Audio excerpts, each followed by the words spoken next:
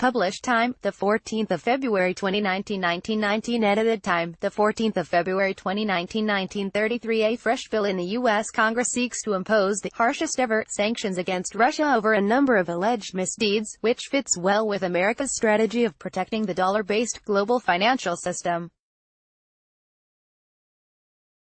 The bill, introduced by Senators Lindsey Graham and Bob Menendez, is the second attempt to push through the sanctions they favor after the previous version was defeated last year. The measures they suggest vary from declaring the country a state sponsor of terrorism to torpedoing Russia-involved energy projects, which incidentally compete with American ones, to punishing whoever dares to invest in Russian sovereign debt. Also on RT.com, U.S. Senators reintroduce Russian sanctions bill from hell. If passed, the bill will certainly hurt the Russian economy to some degree, but less so than it would have done a few years ago, believes financier Roberto D'Ambrosio of the Arachnos Investment Managers. For one, Russia has built up some resilience in its ongoing confrontation with the West. But more importantly, other global players are increasingly less willing to play along with the American sanctions game, he told RT. There is unease on this stance by the U.S. worldwide, not only in Russia. Even Europe has shown some uneasiness towards this kind of action against Russia or countries like Iran.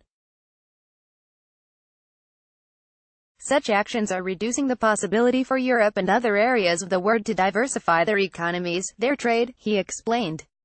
It could really backfire, he said. The U.S. uses sanctions against other nations as part of its strategy to protect the current global financial system, in which the U.S. dollar plays a dominating role, and by extension, the U.S. has much power over the international flows of money.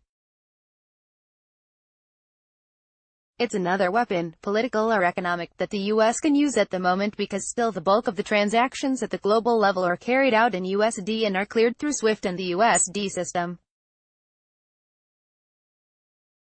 Russia is among the countries pushing for de-dollarization, an exclusion of the dollar in domestic and international financial interactions.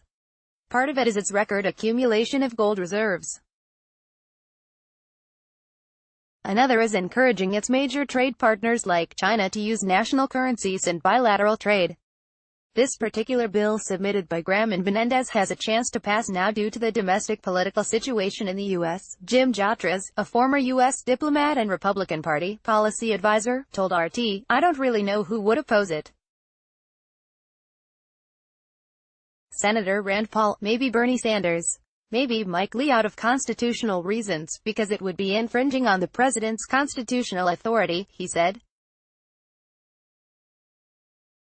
But I don't really know anyone who would strongly oppose this bill. He also suggested that no one should expect any American sanctions imposed against Russia to be lifted anytime soon.